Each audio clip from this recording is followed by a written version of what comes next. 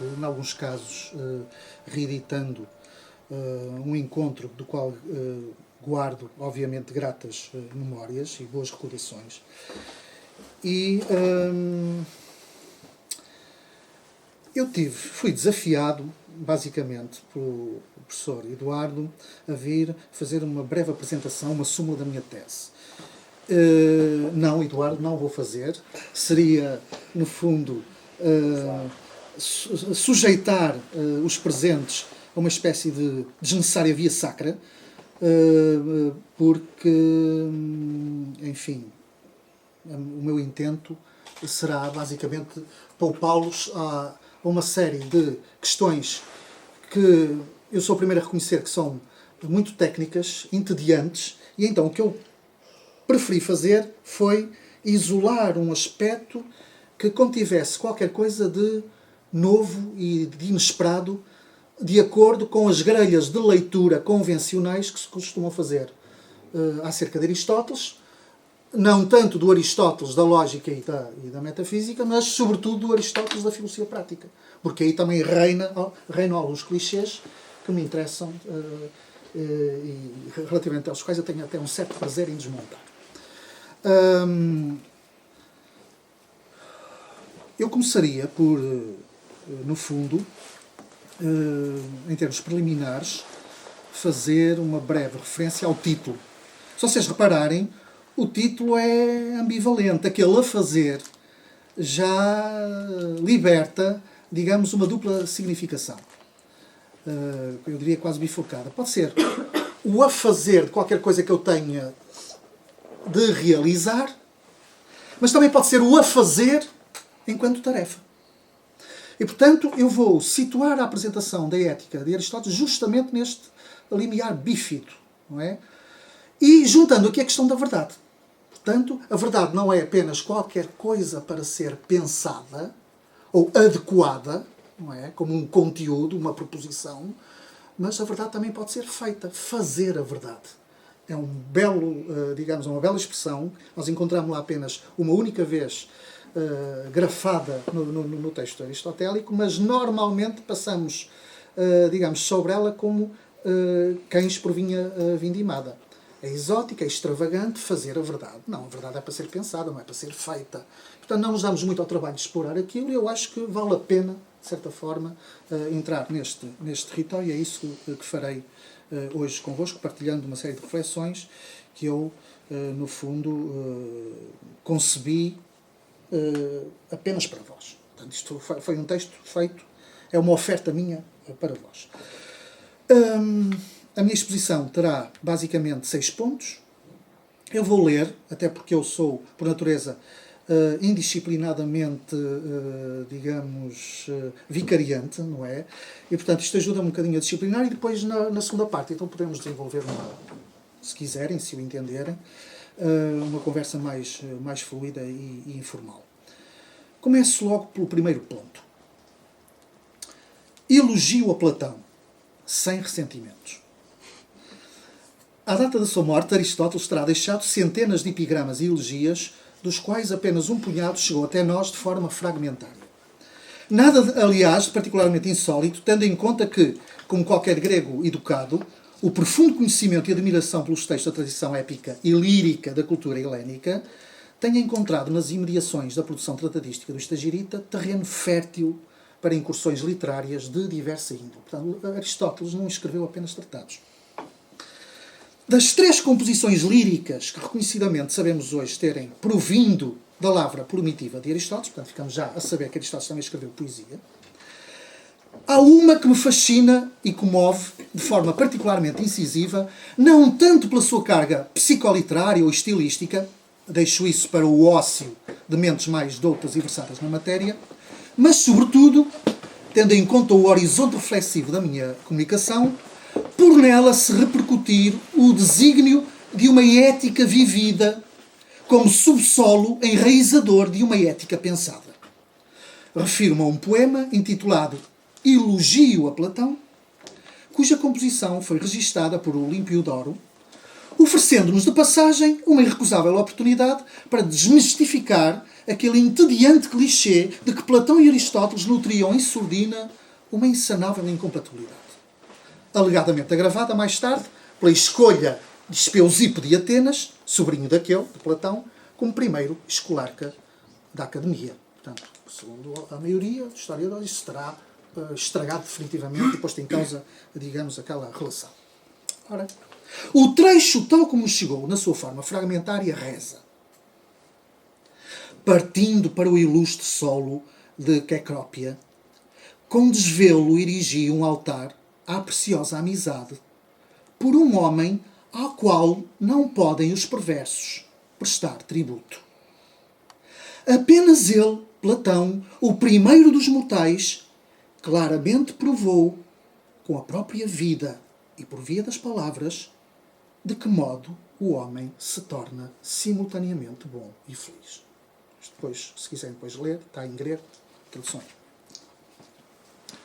Na verdade, apesar das peripécias e incidentes que marcaram a sua estadia na Academia Platónica, e não foram poucas, Aristóteles conservou sempre intacta uma indefetível lealdade para com seu mestre, motivo pelo qual a glosa latina amicus quidam Plato sed magis amica veritas, longe de contraditar, enfatiza e exalta a admiração de um discípulo genial pelo testemunho de um mestre em cujo exemplo de vida vislumbrou uma dificílima arte de coadunar o que se diz, eu diria, o que se pensa, o que se escreve, o que se ensina, à sua forma de ser, estar e agir.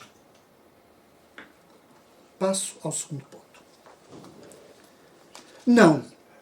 Não chega a chegar à virtude.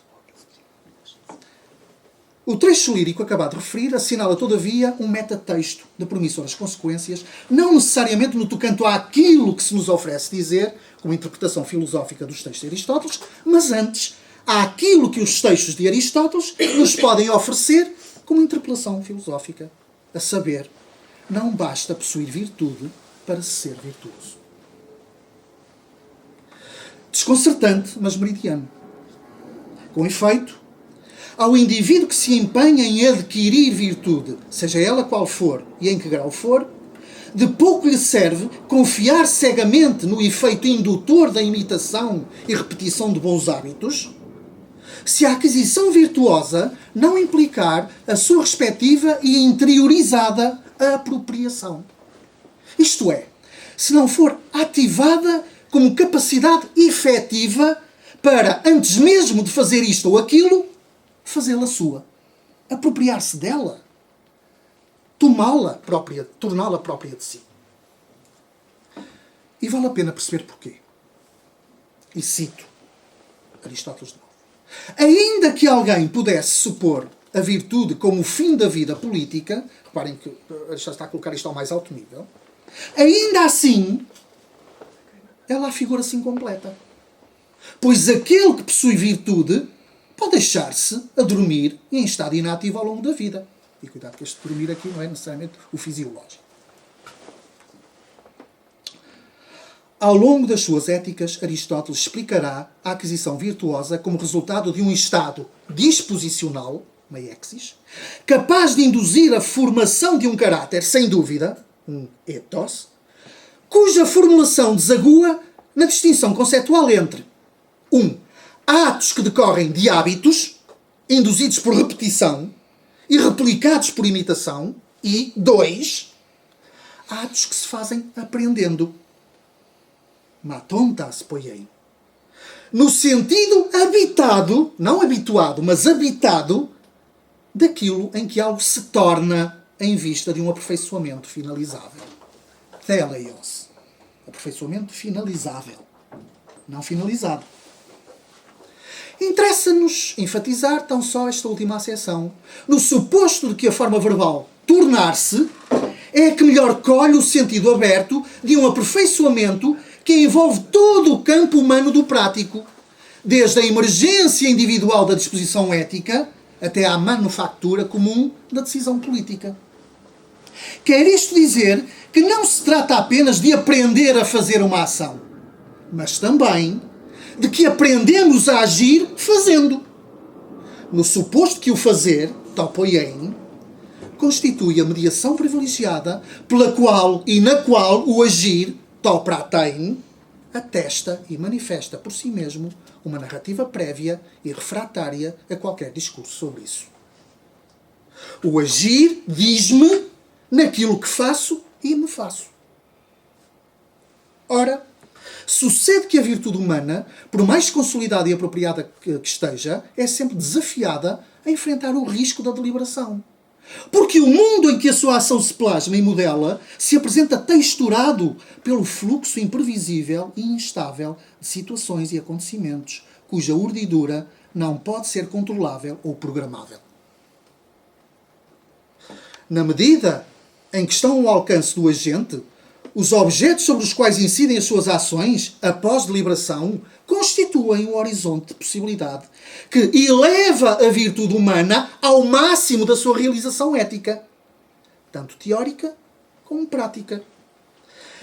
Reparem, não se trata aqui, evidentemente, de impular ou agravar a corriqueira e enfadonha distinção entre teoria, conotada com a razão, e a prática, conotada com a ação. Não. O desígnio aristotélico afigura-se, em meu entender, muito mais complexo e refinado do que essa simplificação dicotómica. Trata-se, no fundo, de projetar o campo da ação humana em função de uma racionalidade simultaneamente teórica e prática. Por via dessa configuração teórico-prática da razão, a ética aristotélica situa-se hermeneuticamente naquele limiar mediacional em que a prática da racionalidade se transforma numa razoabilidade prática, espelhada num vasto leque de práticas da razão. Fiz aqui uma tríplice declinação, depois reenvio para as notas de rodapé. Terceiro ponto dos 6 que tinha para partilhar convosco. O difícil meio da virtude. Não decidimos adquirir virtude para sermos bons e depois agir. Antes, pelo contrário. Tornamo-nos virtuosos para agir e decidir bem. Esta inversão é decisiva. Não é? À segunda-feira, decido fazer boas ações para ser à terça virtuoso. Não. Aristóteles frustra liminarmente esta expectativa. Eu adquiro virtude para pô-la ao serviço da boa decisão. Para tal, é necessário desenvolver a arte de visar o meio. Mas o que é que isso significa? Qual o verdadeiro sentido e alcance da expressão in medio virtus, que todos gostamos de proclamar com cultivado brio, olhando de soslaio para Aristóteles? Desde logo, importa ter em conta o subsolo cultural em que a questão germina. Não é difícil perceber com efeito até que ponto toda aquela tradição ancestral que se desenvolveu em torno da ideia de medida, metron, e de limite, peras, sob o signo mítico-literário da hubris, desmesura, excesso, transgressão, insolência, o que quiserem, encontra na reflexão de Aristóteles um estágio de refinada sistematização antropológica e ética. Tisego drasso. Tide medrasso. O que é que eu hei de fazer? O que não hei de fazer? A esta esfíngica e dilacerante questão trágica, de resto posta por Hipólito, na tragédia de Eurípides, responde a ética aristotélica em duplo desdobramento. 1. O que posso fazer a partir de um meio onde se afigure possível medir os limites extremos de um excesso ou de um defeito em ordem a uma realização virtuosa da ação? Isto é um ponto. Mas há outro. 2. Até onde é que posso ir? Com base numa medida, metron, pela qual se afigure possível aferir a delimitação de um campo de possibilidades que se me abre perante mim.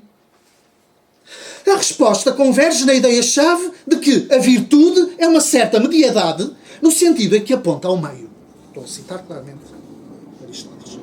Fórmula que, como todos bem sabemos, constitui uma espécie de ponto de alavancagem de toda a argumentação ética do Estagirita. Não estou a dar novidade nenhuma. Ora, quando se trata de discernir a medida do justo meio e o meio da justa medida, porque é isto que está em causa, e é isto que está na problemática, digamos, a inquirição aristotélica, o que os textos éticos de Aristóteles revelam, na sua máxima profundidade e amplitude, é uma concepção de eticidade que nada tem a ver com o equivocado encontrar-se a meio, subjugando a ação à padronização de uma média estatística ou à passividade de uma mediania inerte, cujo eco, de resto, ainda ressoa vagamente naquele clássico e mal compreendido, há que o dizer, inciso de Quintiliano, que reza tutissime fere per medio via. O caminho do meio é quase sempre o mais seguro. Mediante uma análise centrada na oscilação disposicionária entre autodomínio e descontrolo, compete a uma virtude em particular, a prudência, frónesis, fixar o meio no qual, e o meio pelo qual, a razão colabora para aferir a justa medida a partir da qual é possível limitar o inflacionamento incontrolável ou descontrolado da vida impulsiva, ou da nossa vida impulsiva. Mas não só.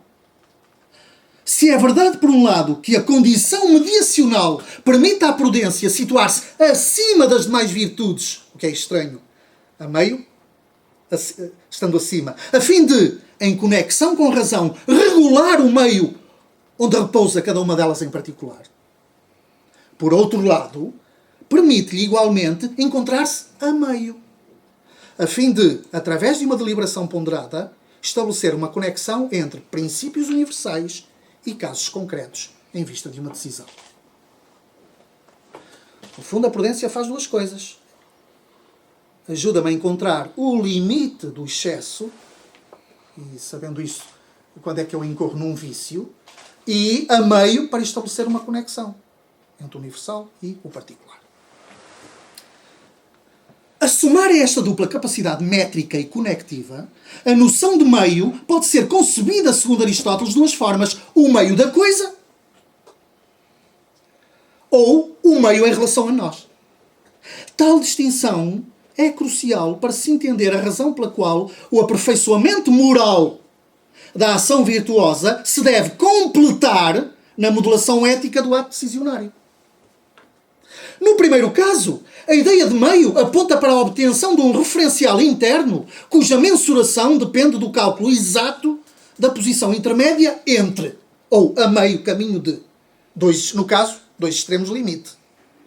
Já no segundo caso, porém, a mediedade decorre de um discernimento in persona e in vivo, cuja mensuração já não decorre da exatidão formal de um cálculo destinado a encontrar um ponto médio ou mediano, face a dois limites extremos, mas da difícil arte de visar um limiar crítico onde a aflição mesométrica exige a modulação de uma medida que não pode ser a mesma para todos, mas à medida de cada um, dado que tem de ser aferida no horizonte contingencial dos casos, dos factos ou dos acontecimentos nos quais o indivíduo se encontra entrelaçado. Com efeito, casos, factos e acontecimentos ocorrem não na superfície polida de uma necessidade incondicional e previsível, mas no terreno indeterminado de uma sinuosa e volátil imprevisibilidade. Está chama bastante atenção nisto, a ética Nicômaco.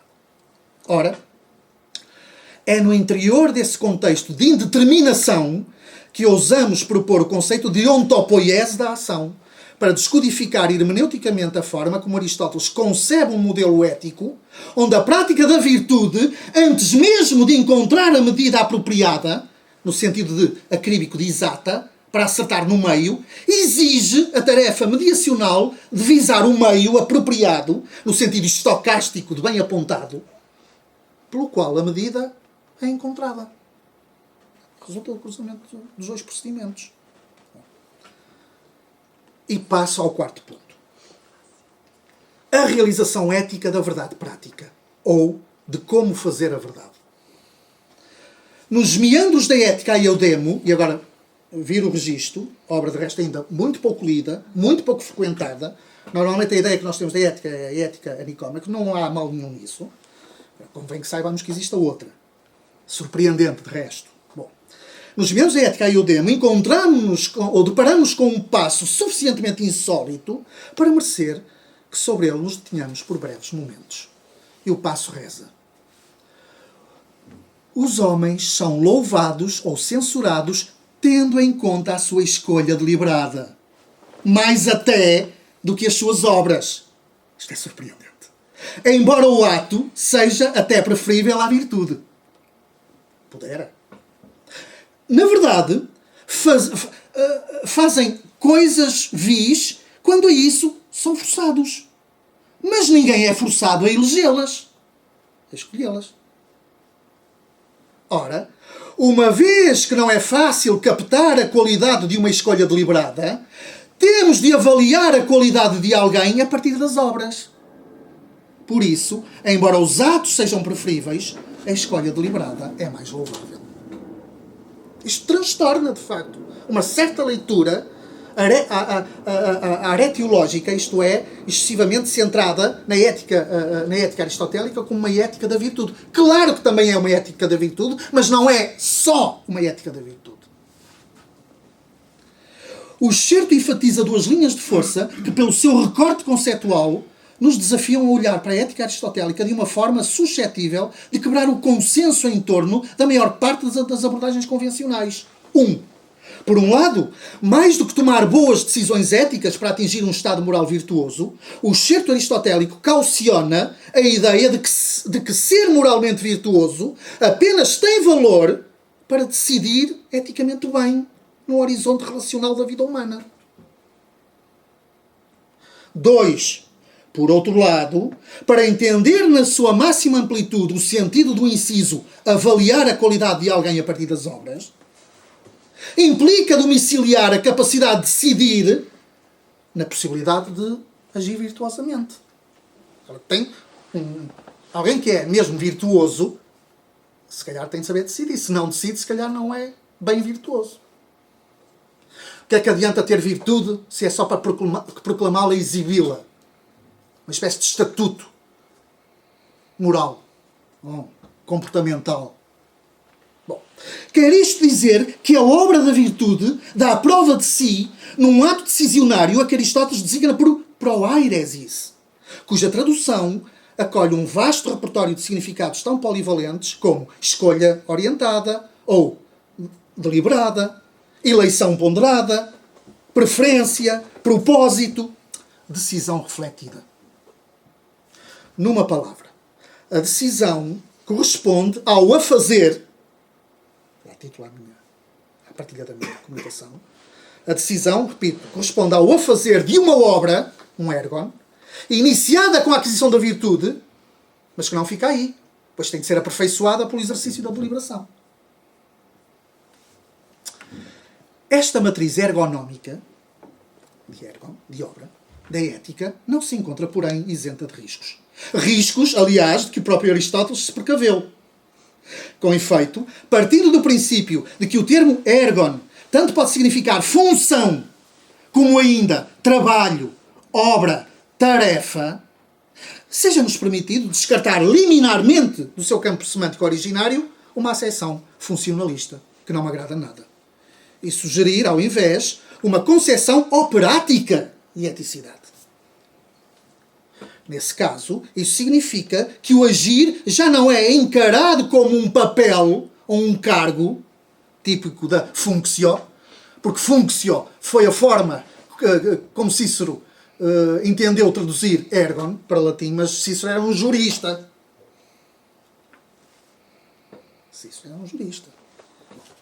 A desempenhar, ou com conhecimentos jurídicos assinaláveis. Ou, portanto, isto significa que o agir não é encarado como um papel ou um cargo a desempenhar a título de incumbência, mas concebido como obra humana. Ergon anthropo. Isto é, como tarefa a realizar pelo homem na resposta ao apelo do Logos.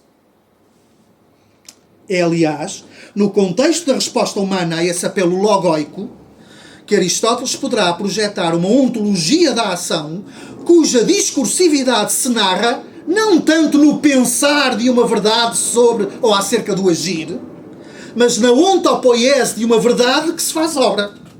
Na linha, aliás, daquele discreto inciso da metafísica, segundo o qual a obra é o fim da verdade prática. Mais do que possuir a verdade, enquanto conteúdo lógico pensado numa essência, deduzido de uma premissa ou formulado numa definição, a ética aristotélica parece disposta a consagrar um veritizar. O verbo existe, aletheoen. Isto é, um dizer verdade ou um fazer-se verdade no dizer, que é também um dizer-se com verdade no fazer, com o qual a ação humana se compromete como tarefa em aberto. Isto é a ética, a meu ver. Está no seu máximo esplendor. Quinto ponto. E olhamos para quem? A verdade prática do prudente. Peço desculpa. A verdade em prática do prudente.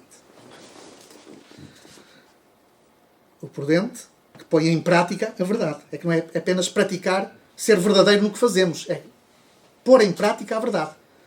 Realizá-la, fazer verdade. Isto é que me parece surpreendente como proposta da ética aristotélica. E está lá, nas entrelinhas. Saibamos nós lê-la.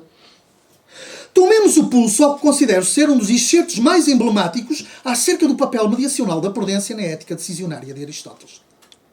E diz o Estagirita: a virtude é uma disposição eletiva consistindo numa mediedade relativa a nós, determinada pela razão, e reparem agora, e pela forma como a determinaria o homem prudente. Há aqui dois focos, dois holofotes a iluminar o problema. Há aqui dois critérios. O da razão e olhando para a forma como o prudente age. Fazendo como ele faz. Muito curioso.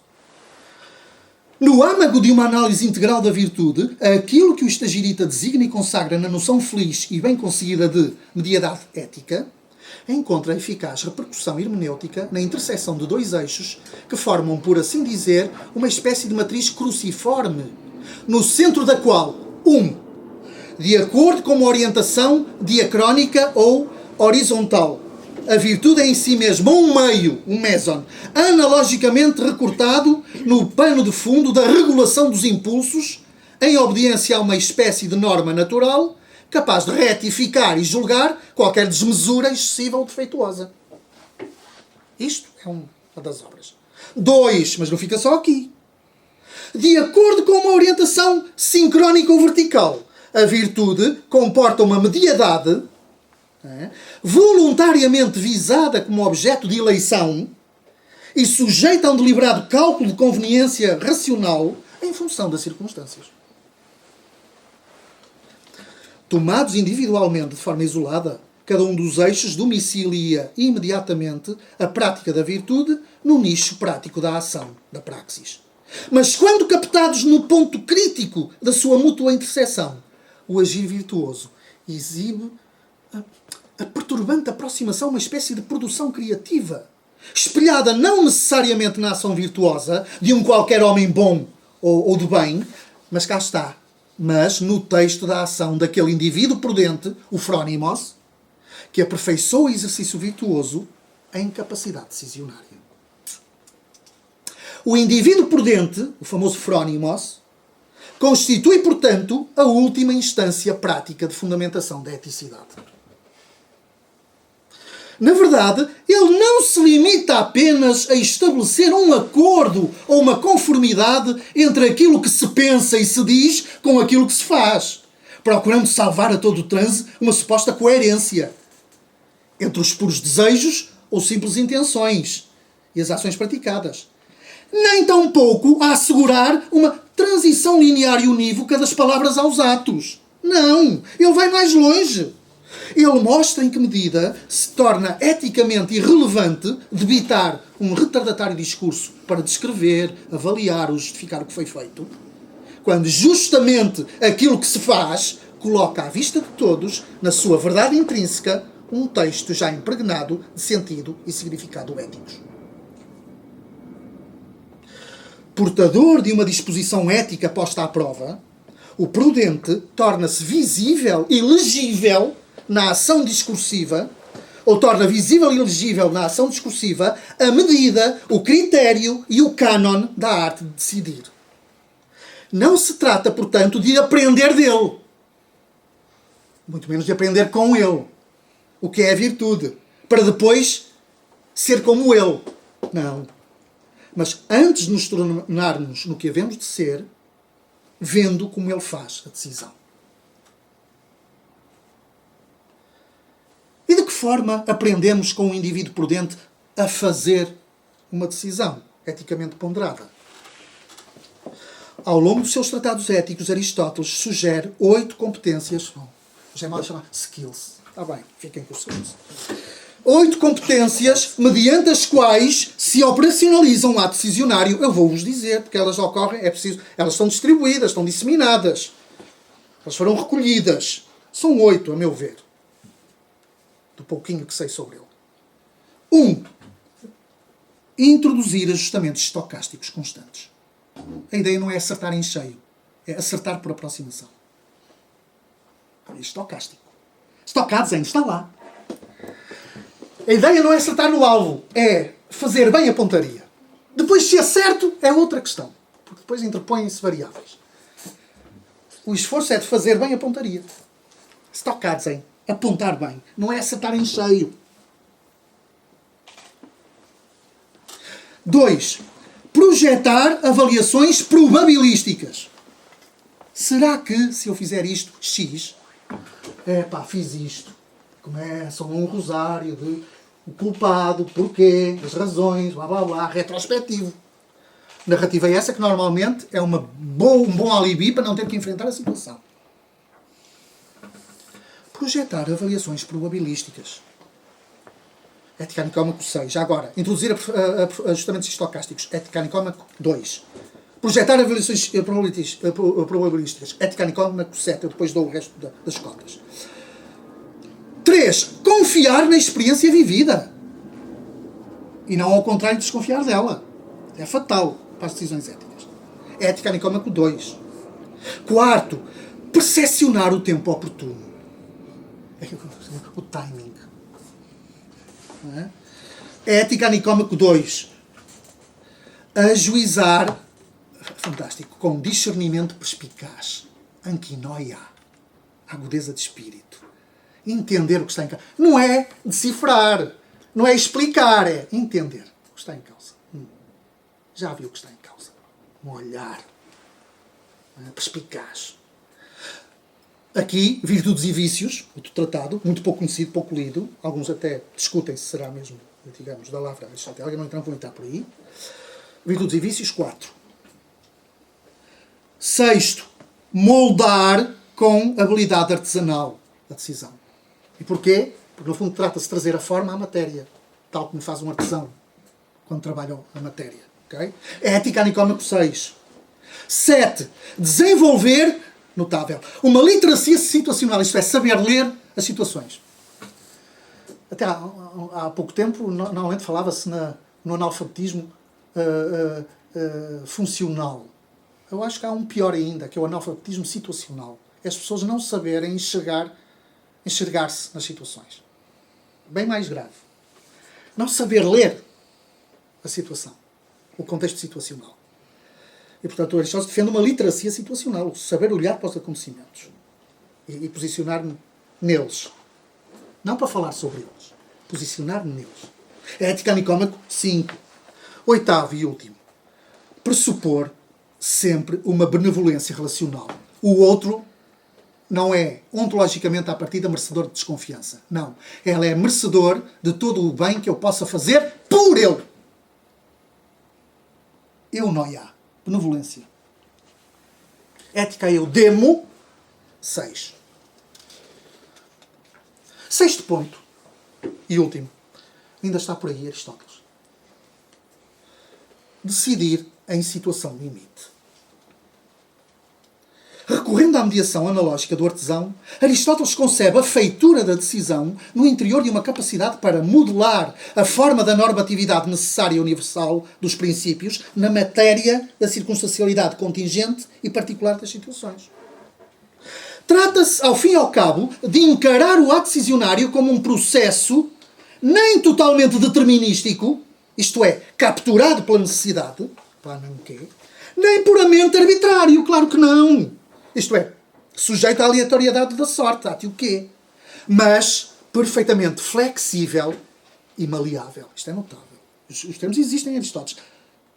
É latose, flexível e maleável. Plastose, não tem plástico. Não no sentido pejorativo. De entre o naipe disponível de virtudes, percebemos agora por que razão a prudência é aquela que melhor garante ao tacto decisionário ter tacto. Isto é muito curioso, a expressão é deliciosa. Nós é que nos refletimos bem sobre ela. É que melhor garante ao tacto decisionário a capacidade táctil para, no limiar de uma situação limite, isto não se trata de escolher uma camisa. Isto é aplicado só a situações limite, atenção. Captar a medida acertada e ajustada de uma ação em função das circunstâncias, normalmente dramáticas. Precisamente porque as situações são situações limite. Nesse sentido, a tarefa crucial que se exige da prudência não releva da rigidez retilínea de uma medição científica, pois não, mas do flexível rigor de uma mensuração adaptativa cuja eficácia Aristóteles associa à engenhosa régua de chumbo dos arquitetos de Lesbos. Eu vou explicar o que é. Claro que eu sei que já sabem. Que eu sei que vocês já sabem. Tratar-se-ia, muito provavelmente, de um utensílio de mensuração cuja capacidade para operar num limiar de deformação controlada exibiria uma clara vantagem face às limitações decorrentes da rigidez das réguas convencionais, garantindo aferições e cálculos métricos adaptativamente ajustados à irregularidade das superfícies dos materiais que iriam ser medidos.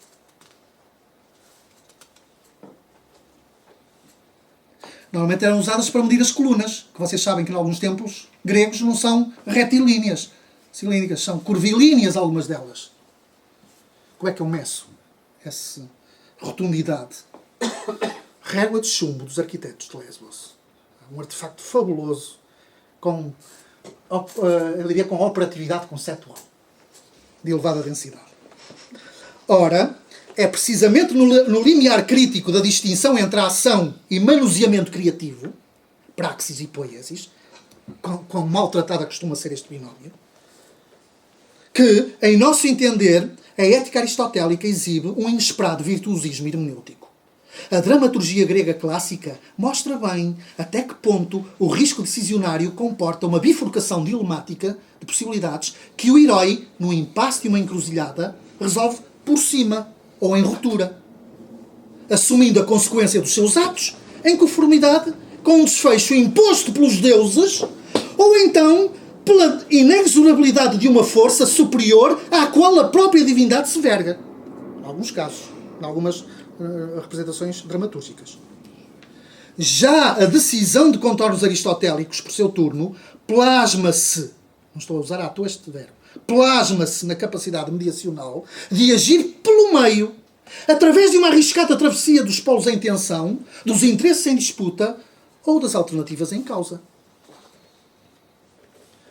No horizonte obscuro e indefinido, em que qualquer ato decisionário mergulha, qualquer conhecimento das variáveis circunstanciais em jogo, da cadeia consequencial inerente e do desfecho daí resultante, enfrenta um domínio indeterminado, a de Oristos, está lá, de pura incerteza e volatilidade, exigindo-se a razão que opere criticamente ao escolher isto em vez daquilo, ou, frequentemente, mais isto do que aquilo, através de uma avaliação deliberativa que se apoia firmemente no princípio, reparem agora, e passo a citar, de que a prudência está em relação com a habilidade. Isto é de Aristóteles.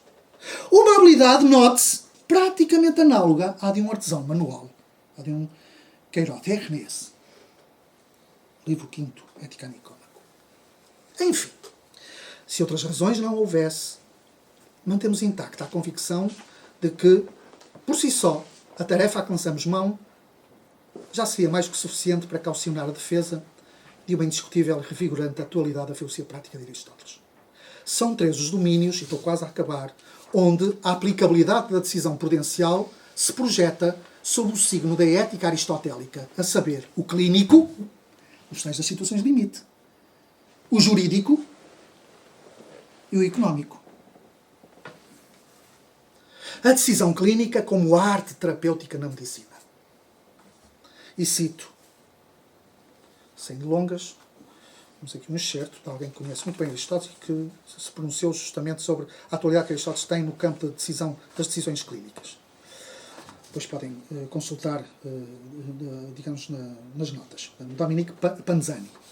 O homem da arte comparece sempre num contexto particular, no entrelaçamento do conhecimento médico, do corpo do paciente que trata e da saúde que é apropriada a esse corpo particular. É um nódulo.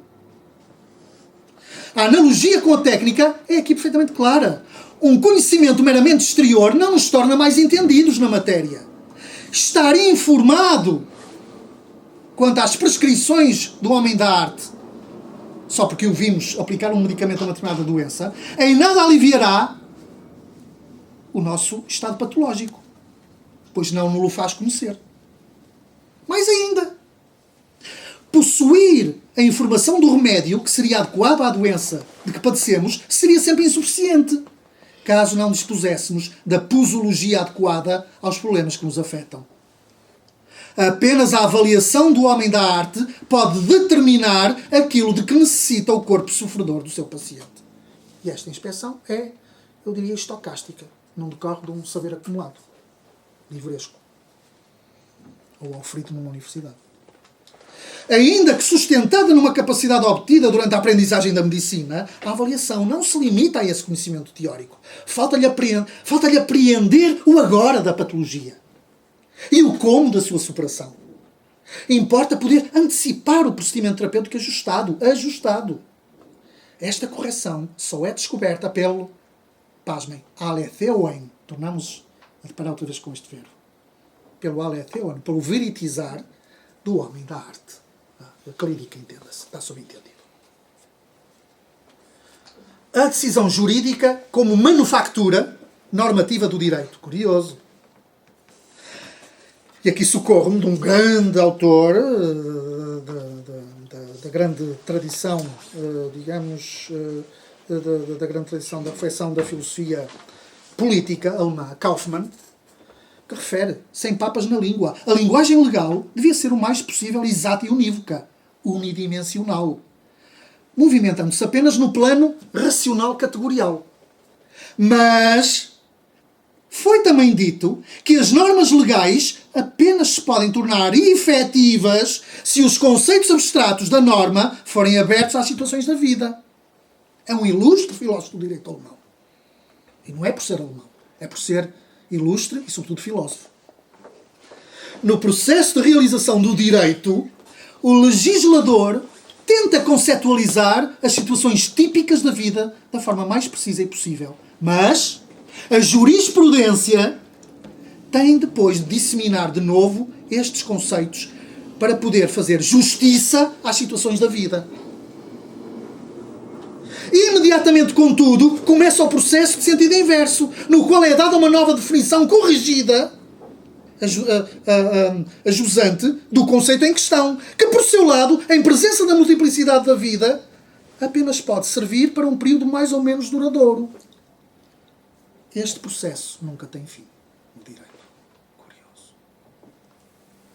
Por último, a decisão económica como equilíbrio crítico do mercado. Agora é mal dizer dos mercados. Este plural tem muito que se diga. Como resolver a aporia que atravessa as atuais regras de jogo do mercado quanto ao subreptício poder, quer dos vendedores de dados, para converter em oferta a própria disponibilidade de procura que nós temos para a informação, curioso este, quer dos criativos de marketing, para subverter a procura motivada por necessidade de, em oferta indutora de necessidades. Do modo como se gerir um instável equilíbrio crítico da ambiguidade que contamina presentemente o binómio oferta-procura, dependerá, a meu ver, o sucesso ou a falência sistémica da lógica de consumo em que assentam os pilares económicos, ainda hoje, até ver, das sociedades contemporâneas. Por outro lado, em íntima conexão emerge um desafio não menos urgente. Lidar com a assimetria instalada entre os desígnios de aceleração constante de crescimento, só é bom quando o PIB está a crescer, accelerate and progressive growth, não é? No linguajar económico dos economistas, e os modelos de desenvolvimento equitativo e sustentável. Equitable and Sustainable Development. Ou seja, tal impasse, atenção, com germinais contornos de catástrofe, é um autor que viu muito bem isto, seu nome Michel Henry, apenas poderá ser superável num limiar crítico em que a decision making, eu não usei a versão francesa, la prise de décision, a tomada de decisão, pois, porque eu acho que os ingleses, em algumas coisas, capturam melhor o sentido que está em jogo. A decisão é para ser feita, é uma decision making, a feitura da decisão. E não apenas, se usarmos tomar uma decisão e não, em vez de fazer uma decisão, perdemos grande parte do lastro daquilo que está aqui a ser visado por Aristóteles. Portanto, apenas poderá ser superável num limiar crítico em que a decision making não se transforma necessariamente num drama manicaísta e ciclotímico, ou seja, gerando euforia quando os indicadores crescem ou sobem e tudo parece correr bem, e desespero quando descem ou decaem e tudo parece correr mal. Vejam como é que estão as mãos dos corretores das grandes bolsas, às vezes. Curioso ver a semântica facial e corporal. Aquela coreografia, não é? Mas opera no interior de uma capacidade prudencial simultaneamente estocástica, na percepção oportuna dos ajustamentos e ergonómica na modelação prospectiva de cenários. É aqui que as boas decisões económicas se devem instalar. É neste território estocástico.